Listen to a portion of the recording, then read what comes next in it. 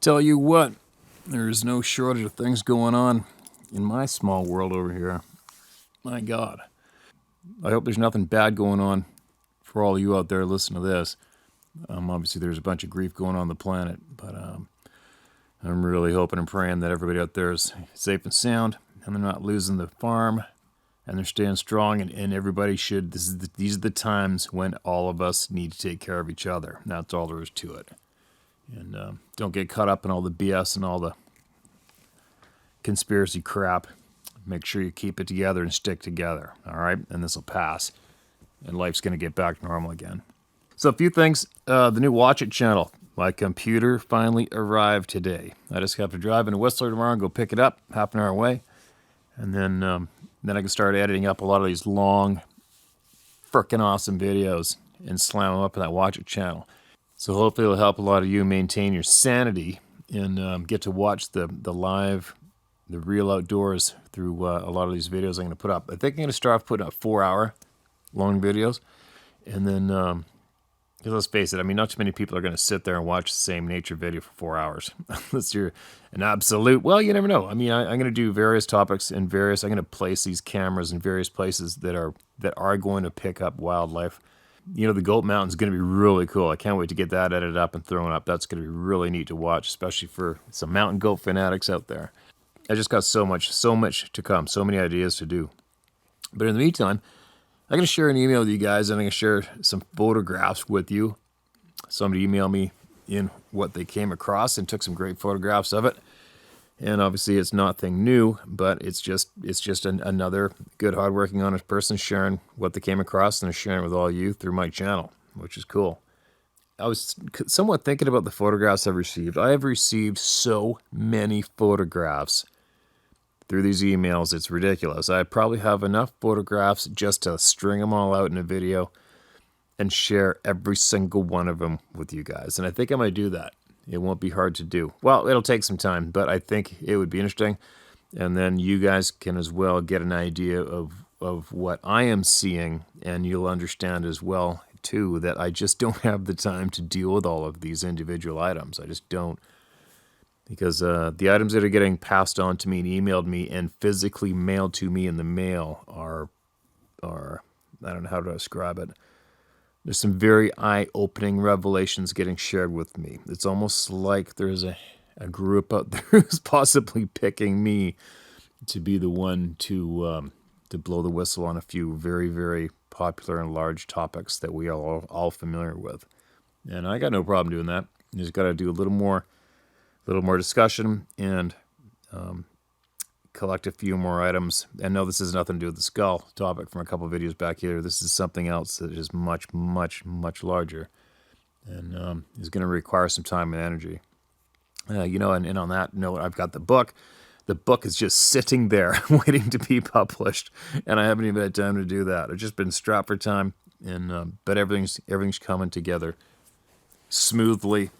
And if you realize what I've taken bites of in life to accomplish at one time, you probably commit me and get those people in the white jackets to come and get me. But hey, it's life, and life is good, and everything's going to get done, and it's all good, and it's all going to be good in the end. But anyway, I'm babbling along as usual. But let me share this email with you and these photographs. All right, listen to this one. Hello. I've recently discovered your channel. It is great to hear the encounters. I have some pictures of tracks me and my family ran across a few years back. I've only shown these to a couple of people, and they look at them in disbelief and just laugh. So I don't show people anymore. We live in the UP of Michigan, and that is the Upper Peninsula, if any of you aren't familiar with it. Have some friends who have a hunting property up there. But we live in the UP of Michigan, and we ride ATVs all summer long while camping. I was raised in northern Idaho for the first 25 years of my life, grew up in the woods, and spent much time in the mountains by myself starting at age 11. So I've seen many kinds of tracks and animals. I have also always been prepared, and now with a family, when I go on long overnight trail rides, I have enough gear that I'm ready for anything. Also have told my wife if we ever seen a Sasquatch that I will be gone tracking it. Well, I don't know why you'd want to do that, but to each their own. Well, on this particular day, we went on a day ride, and for the first time ever, I did not have any gear besides my first aid and a saw. The time we found these tracks, I was not able to leave since it was about 60 miles back to the truck, and my family would not be able to find their way. I guess if it was going to happen, it would be when I'm unprepared. The story goes like this. Me, my wife, daughter, and son riding on our ATVs down a trail when I noticed tracks going right down the middle of the trail. The trail was dry and a thin layer of soft, dry dirt, and I just blew them off as bear tracks since we had seen someone running bear dogs about 10 miles behind us. We stopped at the split in the trail near the mud hole. Just out of curiosity, I went back to the last track I seen. These tracks followed the trail for about 400 yards, by the way. So I went to the last track I seen, called my son over, and I pointed to it. He just got a big kind of a nervous grin on his face. We were both thinking the same thing. I went on looking around some more as he ran back up to the bikes, and then he hollered at me, "Dad, come here." I jogged back up to the family, and he was pointing to the mud hole, and that is when I took some pictures. I always wanted something like this to happen, and I was always prepared. Not today. I was so disappointed that I could not follow the tracks, and they were very fresh. They aren't very big tracks, but very curious nonetheless. They went on up the trail about another 100 yards, and went off into a very hilly area where the ground is leaves and needles. I can't imagine a person going off in that train without shoes. Anyway, here's the pics. Not sure if you have any input on what you think they may be. Thanks, and thanks for your channel. I have to send the pictures separate as the files are big. Eric Semenko. Hey, thanks, Eric, and we appreciate you sharing your experience and your photographs. And I'm sure a lot of people are going to chime in about them without a doubt. And it's always good for everybody to share. And, you know, it's funny. I've heard some other people, back when I used to have time to listen to the odd YouTube video, when they share stories and encounters, and they'll be like, okay, well, this isn't that good one, or here's a good one. And, you know, I'm kind of struggling with that statement now. Here's a good one, or wait to hear this one. This is a really good one. You know, the way I'm looking at it, all it is all of us coming together and sharing our facts. And some facts are more significant than others. Some stories are a lot longer, more detailed, and might be more alarming, when some other ones are more subtle and not so alarming, such as this one I share right now. But I just want to stress to you guys, not one of these emails or encounters are any more or any less important or significant than the other. Do you understand what I'm trying to get across? It all adds up to the exact same thing. It's information and facts shared with us as a group of concerned people, aware, concerned people who can think for ourselves. And no matter how insignificant or significant the encounter, we need to hear this stuff, okay? And we're going to hear it. So, again, thank you, Eric, for saying that in. And I'll guarantee I'm not alone. I'm telling you that I appreciate it, and many, many other people on this channel appreciate it too. And then what else I'm going to share? One other thing, you guys. So I went on the mother of all hikes yesterday, straight up this mountain. A mountain I've been up a zillion times.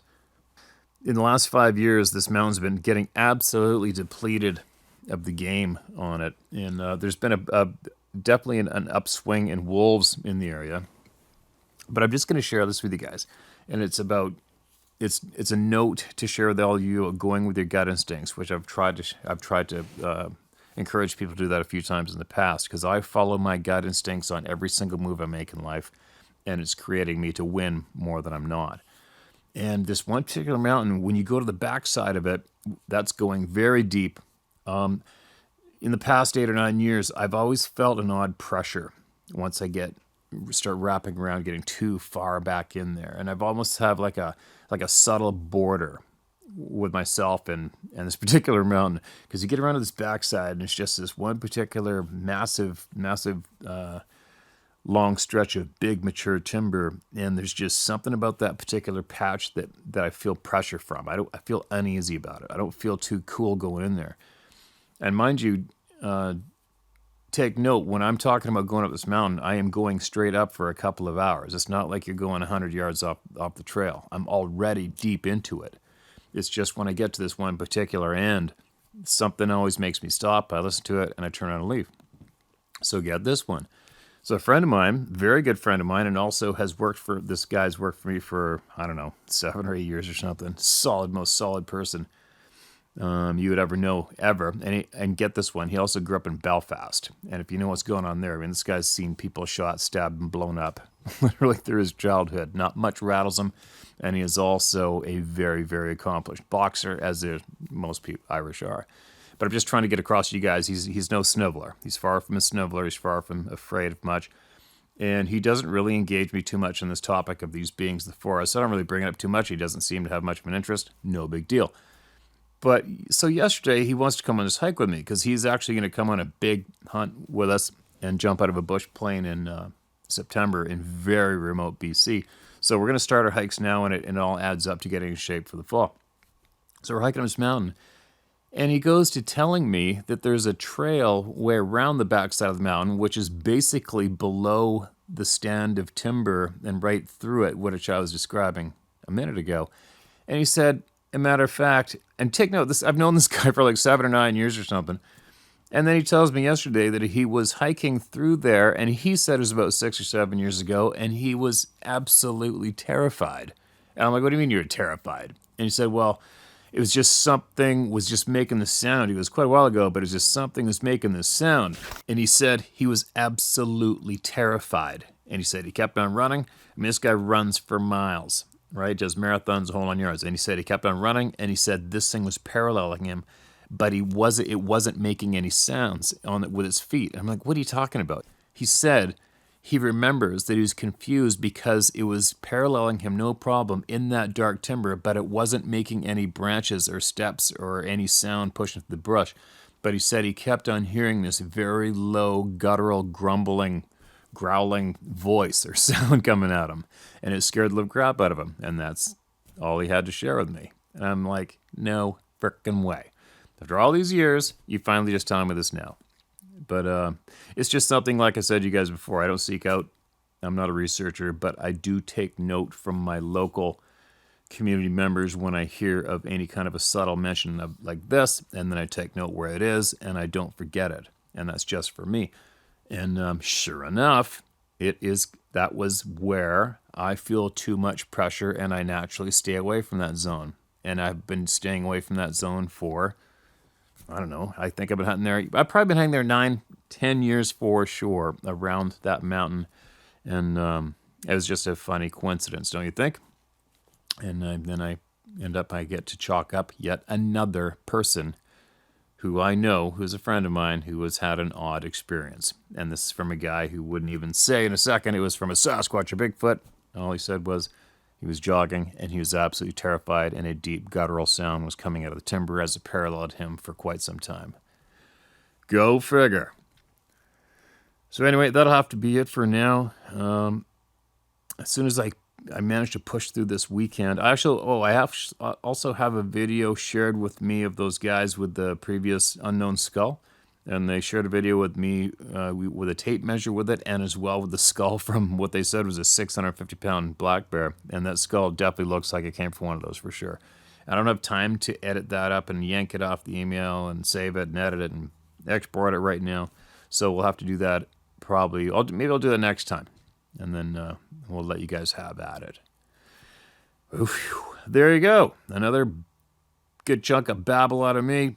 But for all you curious and all you who want to watch, I will be loading the absolute awesome, high quality, high resolution videos onto the Watch It channel.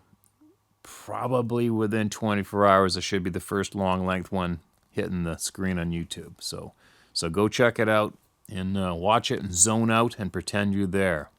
And maintain your patience and your health and take care of each other. All right? And we'll be back later.